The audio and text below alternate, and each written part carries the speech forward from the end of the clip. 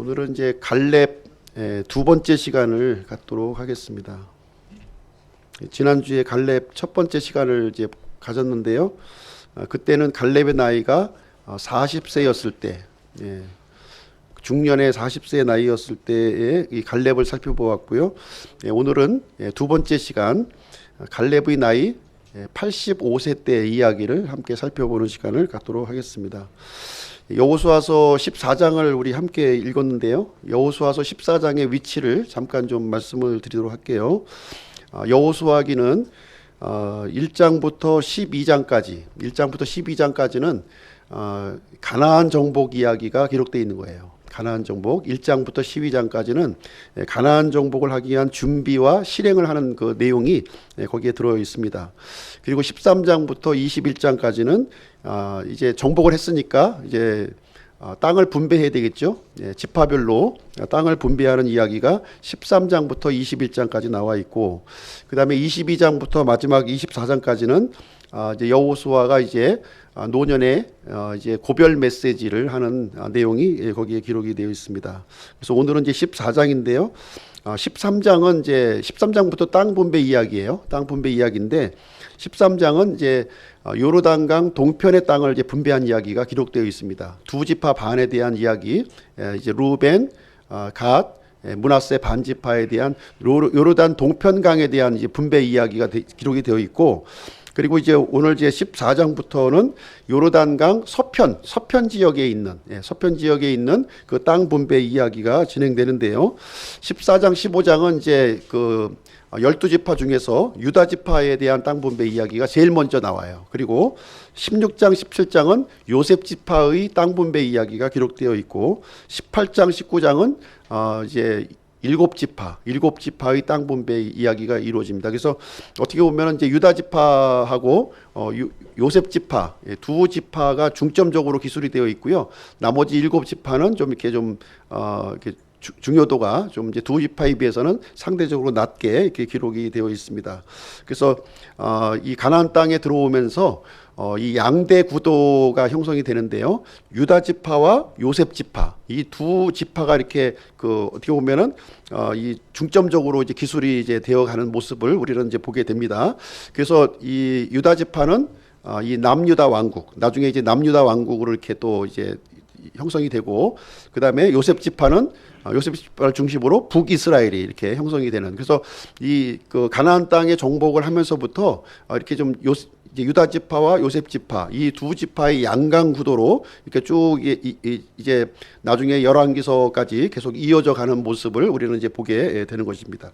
그 시발점이 바로 이제 오늘 읽은 이제 14장 말씀에서 유다 지파의 그 땅 분배 이야기가 제일 먼저 언급이 되고, 그 다음에 이어서 요셉 지파에 대한 그 땅 분배 이야기가 이루어지고, 그 다음에 이제 일곱 지파에 대한 땅 분배 이야기가 또 이렇게 이루어지고, 이렇게 진행이 되는 것으로 좀 이해하시면 되겠습니다. 그리고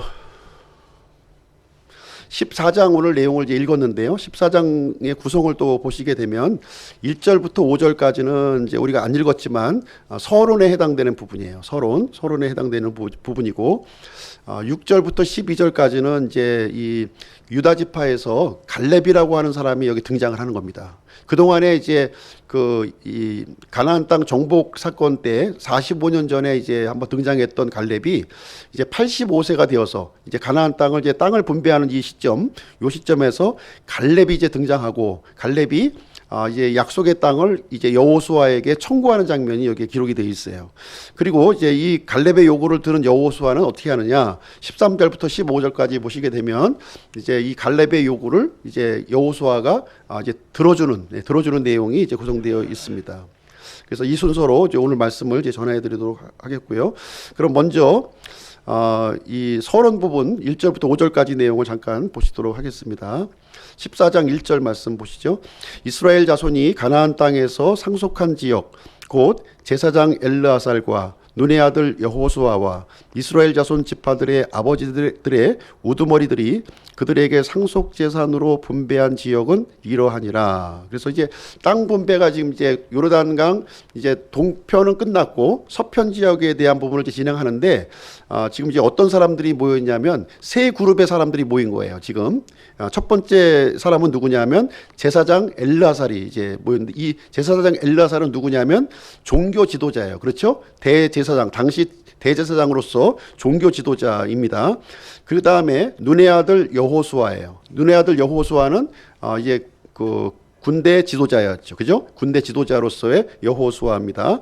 그 다음에 세 번째 그룹은 누구냐면 이스라엘이 이제 여러 지파로 있잖아요. 12지파가 있는데 12지파의 그 우두머리들, 예, 그러니까 백성들의 지도자들이 지금 모였다 하는 것을 볼 수가 있어요. 그래서 땅 분배를 하는데 참여했던 사람들이 누구냐면 종교 지도자, 그 다음에 이 군대 지도자, 그리고 백성들의 지도자들이 함께 모여서 어떻게 보면 이 가나안 땅을 정복하는 것은 힘을 합쳐서 이제 우리가 정복하면 됐는데, 이제 그 정복한 땅을 나누는 문제에 대해서는 좀 서로의 이견이 많이 있겠죠. 그래서 이견의 폭을 최대한 줄이기 위해서 대표적으로 이 사람들이 지금 이제 등장해 있다, 이렇게 보시면 되겠습니다.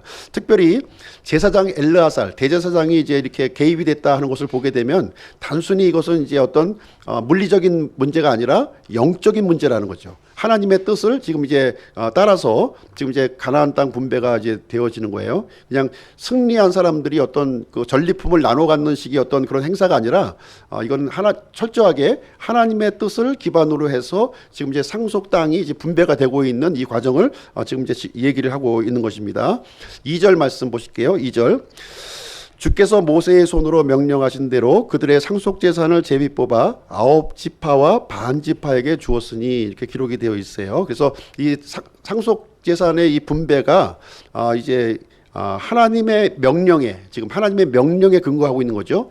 누구 어떤 이 힘이 강력한 사람이 뭐 내 맘대로 이렇게 한다는 것이 아니라 철저하게 하나님의 명령에 근거해서 지금 이제 땅 분배가 진행되고 있는데, 그 땅 분배 방법으로 이제 여기 언급된 것은 제비 뽑기 방법이 이제 동원이 된 거예요. 제비 뽑기를 통해서 이제 지금 이 각 지파의 그 인원수를 고려해서 제비 뽑기 방식으로 이제 진행을 하게 됩니다. 이때 이제 그 이스라엘의 통치자는 누구였나요? 실질적인 통치자? 이스라엘의 실질적인 통치자는 하나님이었던 거예요. 지금 신정 통치 상황이에요. 지금 이스라엘의 이 주권은 하나님께 있는 겁니다. 신의 산에서 분명하게 이 하나님의 주권을 이스라엘 백성들에게 선포하셨고, 이스라엘의 왕으로 선포가 되었기 때문에 지금 이제 실질적인 주권은 하나님이신 거예요. 신정국가 체제인 것이죠.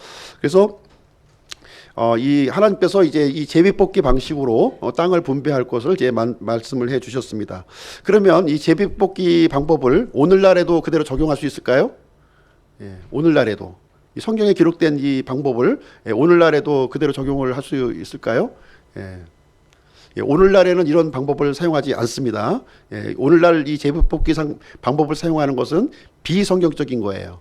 왜 그러냐면은 오늘날에는 하나님의 이 완성된 말씀이 지금 이제 주어졌기 때문에, 이 당시에는 이제 하나님께서 직접 통치하시는 상황이었기 때문에 어떤 뭐 대제사장의 어떤 흉패, 우림과 둠빔을 통해서 이렇게 직접 개입하시고 제비뽑기 방식으로 직접 개입하셨지만, 오늘날에는 그런 방식으로 하지 않습니다. 오늘날에는 완성된 하나님의 말씀이 있기 때문에 이 말씀을 근거로 해서 우리 성도들이 기도하고 성령님의 인도에 따라서 우리는 결정을 하게 되는 것입니다. 그래서 이 제비뽑기 방식으로 당시에는 이제 이 9지파 반, 왜 9지파 반일까요? 2지파 반은 이미 이제 13장에서 이루어진 거예요. 그러니까 이제 14장부터는 9지파 반에 대한 이제 분배 이야기가 기록되는구나, 이렇게 보시면 되겠습니다. 3절 말씀 보실게요. 3절. 이는 모세가 요르단 저편에서 2지파와 반지파의 상속 재산을 주었기 때문이더라. 이 설명을 해주고 있죠, 지금. 먼저 동편에서 다 이루어졌다는 거예요. 그러나 그가 그들 가운데서 레위 사람들에게는 상속 재산을 주지 아니하였으니, 이 지금 땅 분배에 있어서는 레위 지파의 상속 재산은 없다는 거예요. 레위 지파는 없다. 그러면 어떻게 해서 12지파가 되느냐 하는 것을 좀 우리가 좀 생각해 볼 필요가 있는데, 이스라엘은 총 12지파였죠. 근데 레위 지파를 빼면 11지파예요. 근데 어떻게 12지파가 되느냐 하는 것인데, 그 이유는 뭐냐면 요셉이 이제 장자로서 2배의 몫을 받게 되는 거죠. 그래서 이 에브라임과 므낫세가 이제 12지파 안으로 들어가게 됩니다. 그래서 레위 지파는 이제 빠지고, 그래서 총 12지파의 땅 분배가 지금 이루어지는 상황으로 이해를 하시면 되겠습니다. 그럼 4절 말씀 보실게요. 4절. 이는 요셉의 자손이 므낫세와 에브라임의 2지파가 되었기 때문이라. 또 설명을 해주고 있는 거죠, 여기서요. 그러므로 그들이 그 땅에서 레위 사람들에게 아무 목도 주지 아니하고 다만 그들이 거하며 그들의 가축과 재물을 둘 도시들과 그것들의 주변 지역만 주었으니, 이와 같이 이스라엘 자손이 주께서 모세에게 명령하신 것과 같이 행하여 그 땅을 나누었더라. 그럼 레위 지파는 어떻게 되느냐? 레위 지파는요, 이제 각 지파에 이렇게 흩어져 사는 거예요. 그러면서 그 지파로부터 이제 일부 도시들과 땅들을 이렇게 이제 그 분양을 받아서 이제 거기서 거주하게 되는 상황이 되겠습니다. 그래서 레위 지파는 하나님을 섬기는 일만 전념을 하는 거예요. 그리고 그 하나님을 섬기는 사람들을 나머지 지파 사람들이 또 레위 지파를 섬기는 방식으로 지금 이제 땅 분배가 진행됩니다. 그래서 이스라엘의 그 이 가나안 땅 분배는 이 주께서 모세의 손으로 명령하신 대로, 요 내용이 자꾸 반복되는 거죠. 예, 지금 14장 2절에도 나와 있고요. 14장 5절에도 나와 있듯이 자꾸 이렇게 반복이 되고 있는 거예요. 반복이 되고 있는 내용을 얘기를 해주고 있습니다.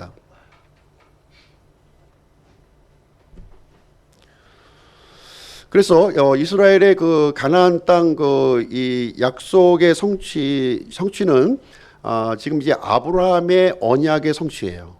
아브라함의 언약의 성취입니다. 지금 이제 창세기 12장에 보시면 하나님께서 아브라함에게 몇 가지 약속을 해주시는데요. 3가지 약속을 해주십니다. 3가지. 첫 번째는 자손에 대한 약속을 해주시고요.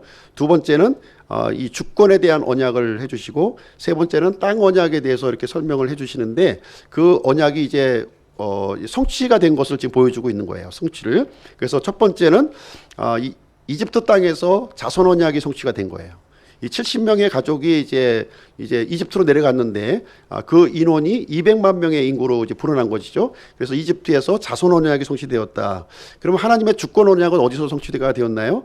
그것은 시내산에서 성취가 되어졌습니다. 하나님께서 이스라엘 백성과 이렇게 언약을 맺으시면서 이제 주권 언약을 하나님이 친히 이스라엘 백성의 통치자이심을 이제 알려주셨습니다.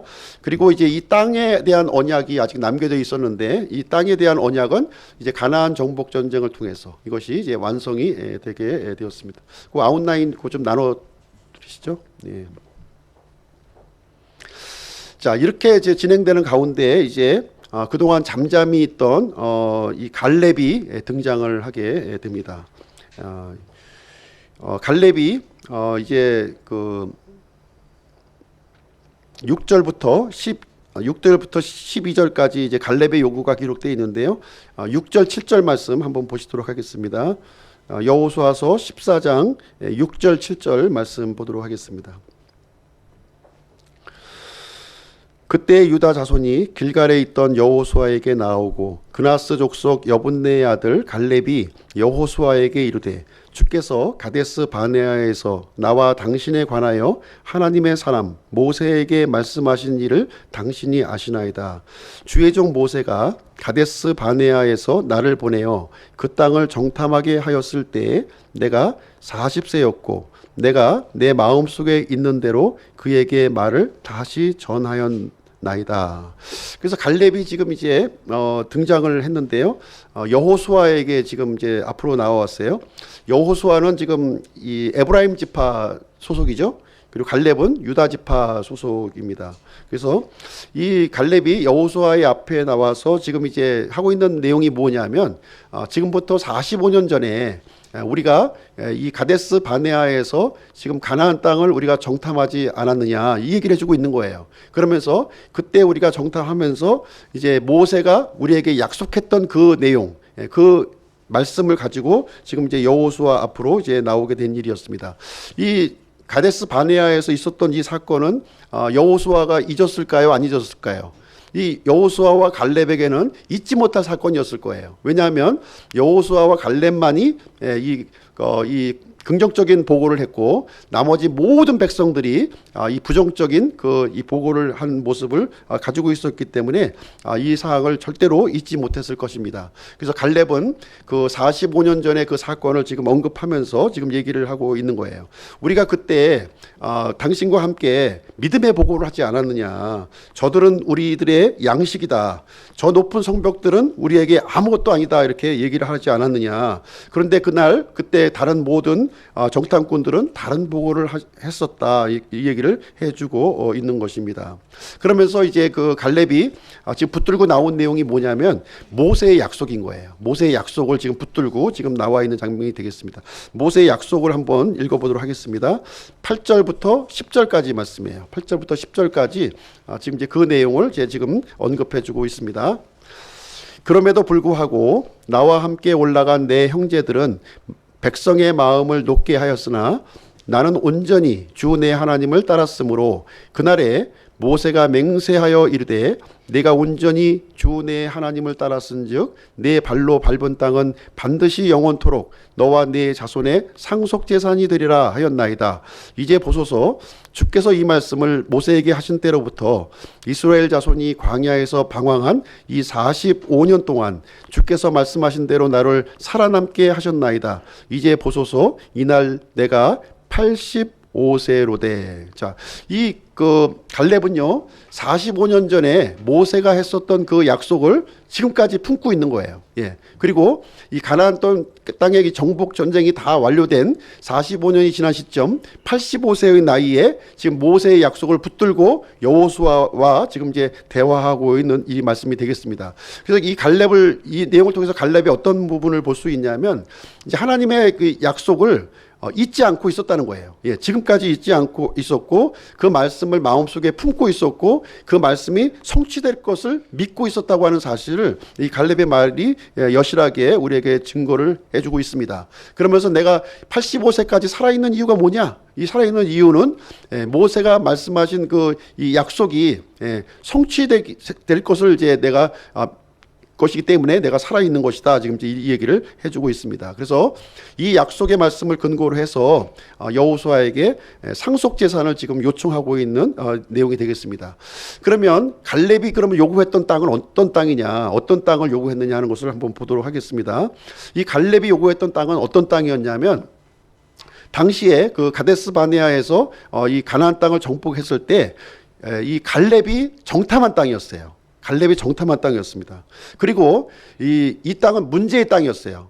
이스라엘 백성들의 마음을 녹게 했던 땅이에요. 거기에는 안악 자손이 있었고요, 높은 성벽이 있었고요. 그래서 절대로 여기는 이 공격할 수 없다고 하는 그런 문제의 산지가 바로 갈렙이 요구했던 그 땅이었다는 것입니다. 그래서 그 내용이 11절 12절에 보시면 나와 있어요. 11절 12절 한번 보겠습니다. 모세가 나를 보낸 날과 마찬가지로 이날 내가 강건하니 내 힘이 그때나 지금이나 동일하여 내가 싸우기 위해 나가고 들어올 수 있나이다. 그러므로 이제 그날 주께서 말씀하신 이 산을 내게 주소서. 거기에 안악 자손이 있었으며 그 도시들이 크고 성벽으로 돌린 것을 당신도 그날 들으셨나이다. 그러나 주께서 나와 함께 하시면 주께서 말씀하신 대로 내가 능히 그들을 쫓아내리이다 하매. 지금 이제 가나안 정복 전쟁을 통해서 이 가나안은 다 정복을 했어요. 그렇지만 모든 곳을 다 정복한 건 아니었어요. 여전히 아직까지 남아있는 무리들이 많이 있었는데 그 중에서도 안악 자손은 계속 남아있었다 하는 것을 여기서 말씀을 해주고 있습니다. 그리고 갈렙이 요구했던 이 지역은요, 평야 지역이 아니라 이렇게 산지였던 거예요. 예, 산지로 이렇게 되어 있는 그런 땅을 요구했던 것입니다.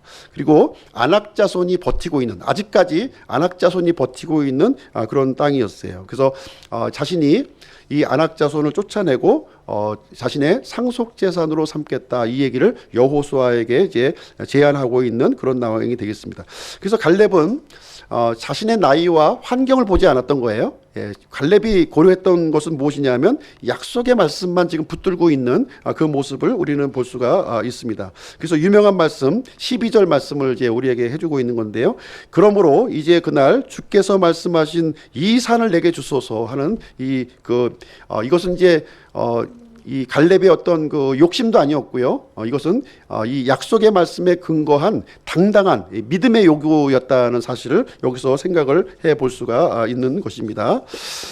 이 45년간 잊지 않았던 이 자신의 마음에 품었던 이 약속의 말씀을 지금 진짜 이 가나안 땅에 들어와서 이 상속 재산을 나누려고 하는 이 상황에서 제일 먼저 지금 언급하고 있는 그 모습을 우리는 보게 되는 것입니다. 이 갈렙의 요구에 대해서 여호수아는 어떻게 반응을 했을까요? 13절부터 15절까지 그 내용이 기록되어 있습니다. 한번 보겠습니다. 13절 여호수아가 여분네의 아들 갈렙을 축복하고 헤브론을 그에게 주어 상속재산으로 삼게 하니라. 그러므로 헤브론이 그나스 족속 여분네의 아들 갈렙의 상속재산이 되어 이날까지 이르렀으니 이는 그가 온전히 주 이스라엘의 하나님을 따랐기 때문이더라. 전에 헤브론의 이름은 기럇 아르바였는데 이 아르바는 아낙 족속 가운데 위대한 자였더라. 그 땅에 전쟁이 그치고 안식이 있더라. 이렇게 기록하고 있습니다.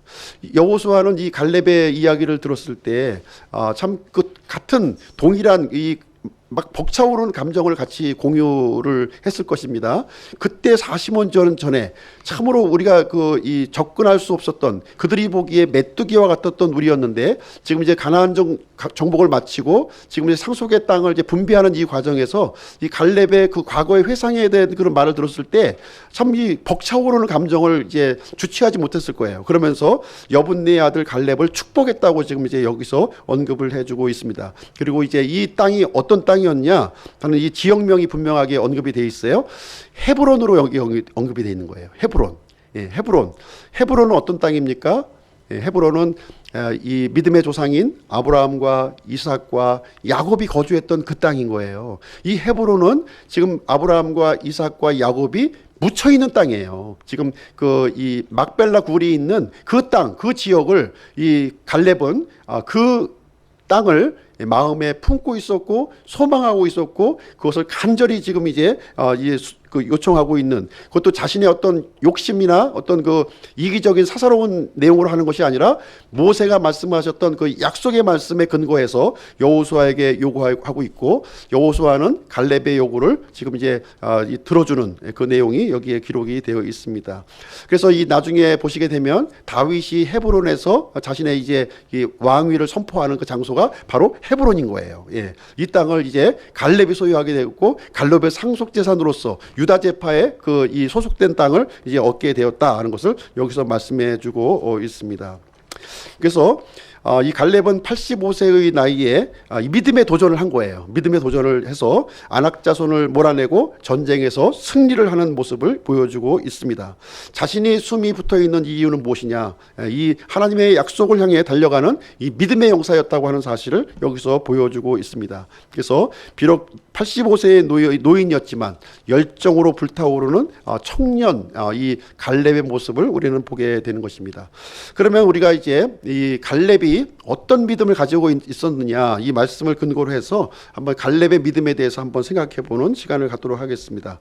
첫 번째로 이 갈렙의 믿음은 하나님의 약속을 품은 사람이었다는 거예요.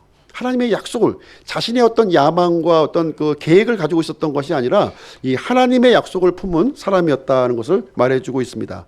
이 40세 때의 갈렙의 모습이나 지금 85세의 갈렙의 모습에서 차이점을 발견할 수 있습니까?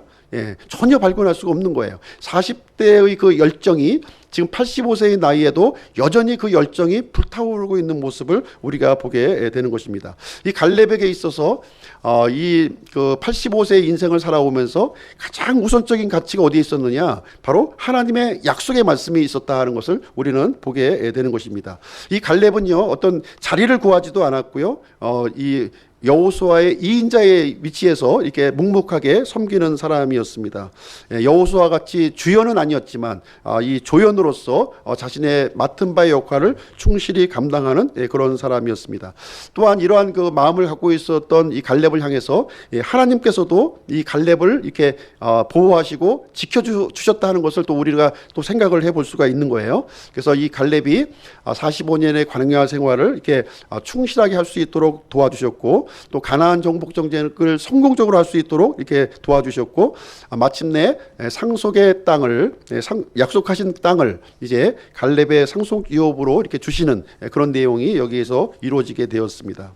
두 번째 갈렙에 대해서 생각해 볼 수 있는 것은 갈렙은 85세의 나이에도 여전히 건강했다는 거예요. 굉장히 건강했었던 모습을 볼 수가 있어요.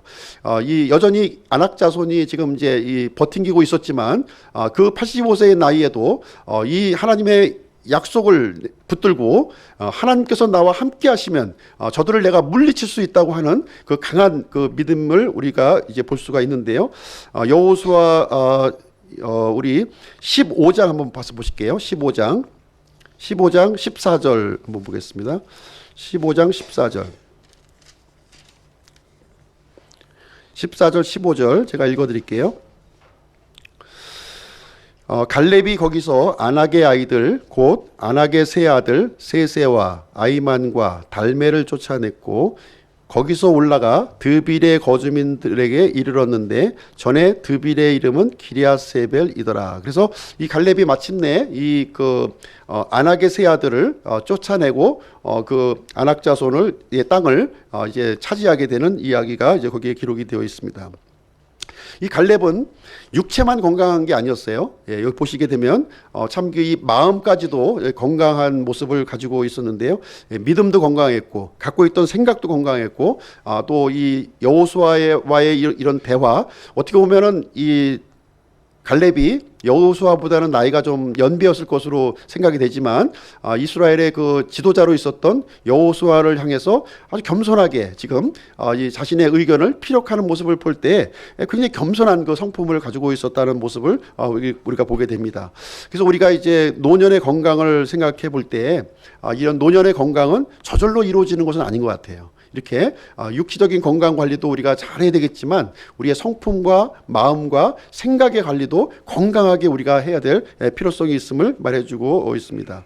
이 갈렙은요, 이 나이가 들었음에도 불구하고 이 겸손함을 잃지 않고 있는 모습, 하나님으로부터 인정을 받았고요, 사람들로부터 인정을 받았고, 또 하나님으로부터 약속된 그 상속 유업을 자기 눈으로 자기가 살아있는 생전에 또 소유하게 되는 귀한 복을 얻게 되었습니다.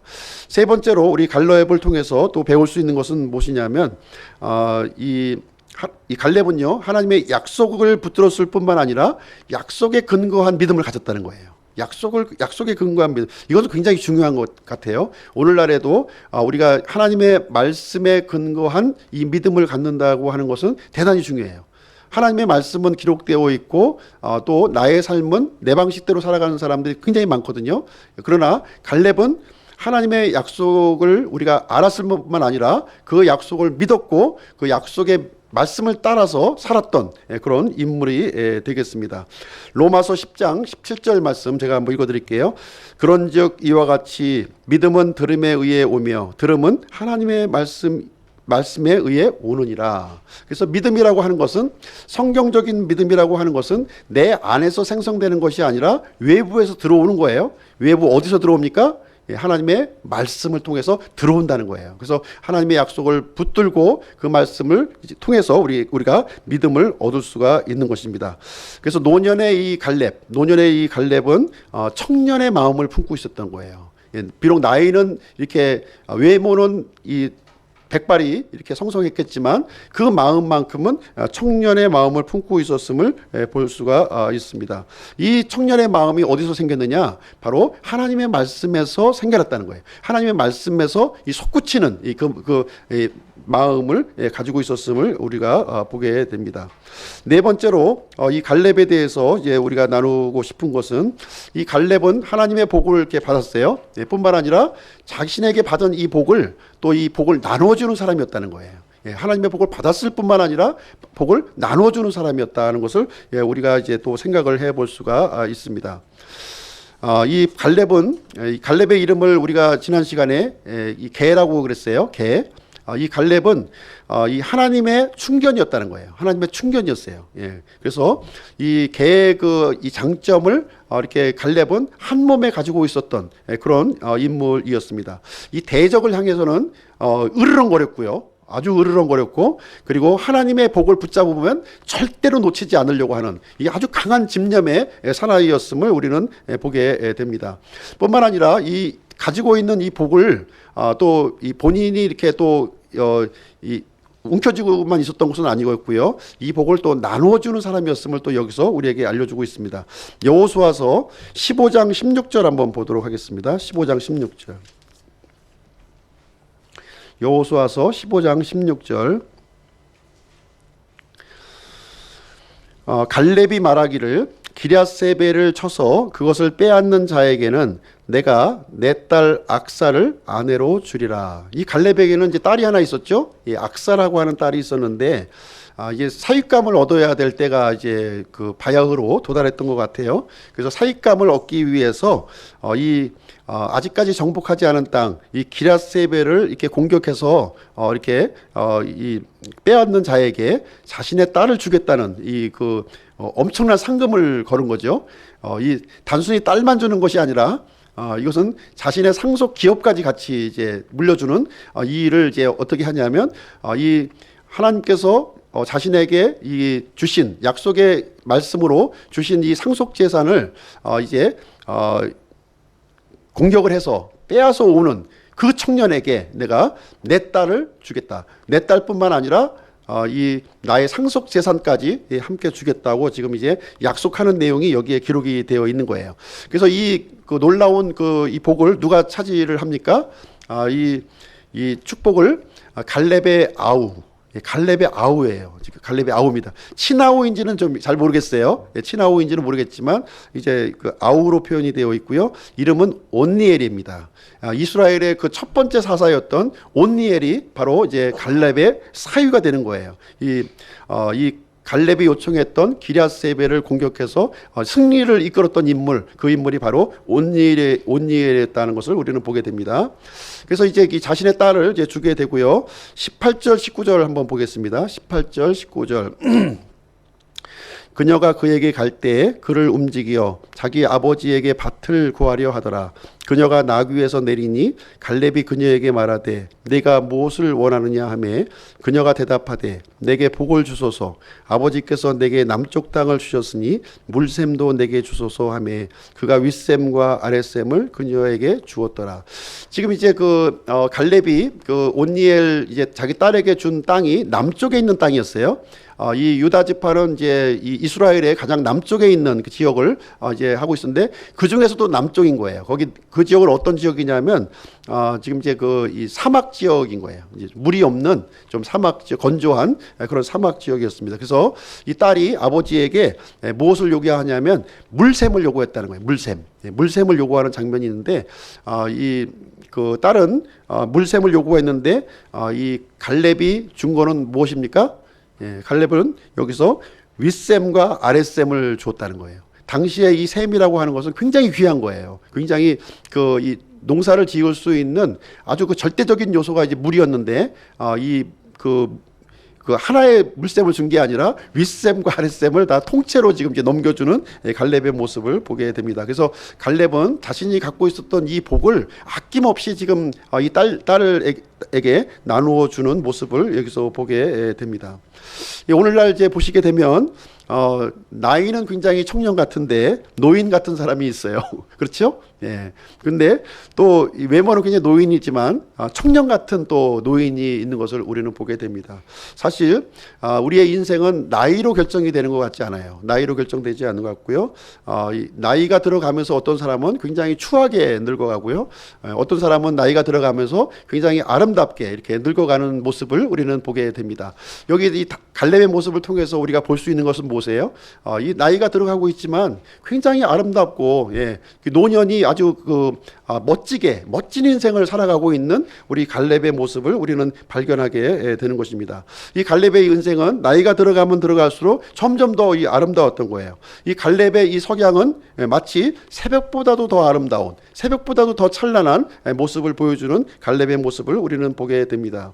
이 갈렙은 마지막 순간까지 하나님의 약속을 붙들었고요.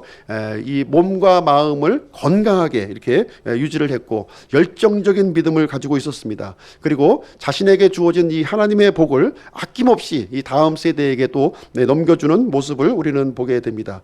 그래서 결국 오늘 본문의 말씀을 통해서도 보면은 이 갈렙을 통해서 이 가나안 땅의 전쟁이 종식되는 내용이 거기에 기록이 되어 있는 거예요. 가나안 땅이 완전히 전쟁이 가장 큰 적이 누구였냐면 아낙 족속들이었거든요. 가장 강력한 족을 이제 이 85세의 갈렙이 물리침으로 말미암아 가나안 전쟁을 이제 아주 큰 전쟁을 이제 종식을 시킨 거예요. 아주 세세한 작은 전투는 이제 남아 있겠지만 큰 전쟁을 존식시키고 안식을 주는 인물이 누구였다? 바로 갈렙이었다. 이렇게 얘기를 해주고 있습니다.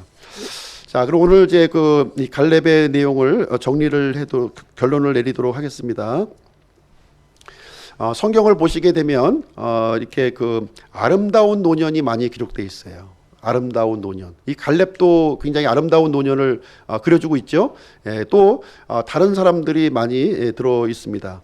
이 아브라함의 경우 100세 때에 약속의 아들을 이제 품게 됩니다. 무려 25년간의 그 기간이 지난 다음에 하나님의 약속을 이렇게 품는 이야기가 기록이 되어 있고요. 그리고 모세의 경우는 80세 때에 하나님의 부르심을 받게 되죠. 미디안 목자로 이렇게 있었을 때 하나님의 부르심, 민족의 지도자로 이렇게 부르심을 받는 이야기가 기록되어 있고 40년 동안 사용되어지는 이야기가 기록되어 있습니다. 그리고 신약 성경에 와서도 사도 요한 같은 경우는 90세 때에 반모섬에서 요한계시록을 기록하는 이야기가 이제 기록이 되어 있습니다. 이 갈렙은 85세의 나이에 창조적인 인생을 살았던 모습을 우리는 보게 됩니다. 살아서 숨쉬는 목적이 이 하나님의 약속을 성취하는 데 온 힘과 열정을 퍼부었던 인물, 바로 갈렙이라는 사람이었습니다. 비록 출신 성분은 그렇게 좋지 않았어요. 어떻게 보면 이방인 출신이었을지도 모르겠고, 또 하나님의 은혜로 말미암아 이제 유다 지파의 그 한 소속의 일원으로 이렇게 되었지만, 그러한 모든 것을 극복하고 자신의 부정적인 모든 것들을 극복하고 자신의 인생을 이 창조적인 인생으로 승화시켰던 인물, 이 갈렙의 이야기를 우리가 함께 살펴보는 시간을 가졌습니다. 이 갈렙이 이런 인생을 살았다면 우리들도 더 이상 늦었다고 생각하시는 분은 이 자리에 한 분도 안 계시겠죠. 85세의 나이에 이 하나님께서 약속하신 그 상속 재산을 내가 힘으로 이렇게 받았다면은 우리도 얼마든지 그 가능성이 열려져 있다는 생각을 하게 됩니다. 나를 향한 하나님의 선하신 뜻과 이 약속이 무엇인가 하는 것을 발견하는 것이 굉장히 중요할 줄로 생각을 합니다. 그 약속을 발견했다면 갈렙과 같이 우리의 인생을 믿음으로 불태우는 하나님의 사람이 되기를 주님의 이름으로 축원드립니다. 이상으로 오늘 갈렙에 대한 이야기 다 마치도록 하겠습니다.